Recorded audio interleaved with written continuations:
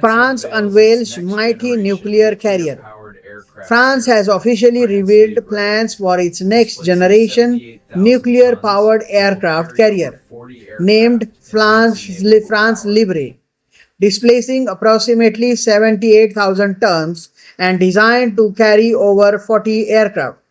The announcement, made on March 19, 2026, positions this future flagship as a major enhancement to French naval projection capabilities, featuring advanced nuclear propulsion for extended range and endurance, increased aircraft capacity compared to the current Charles de Gaulle carrier, and cutting-edge technologies to meet evolving maritime security demands in an uncertain global environment.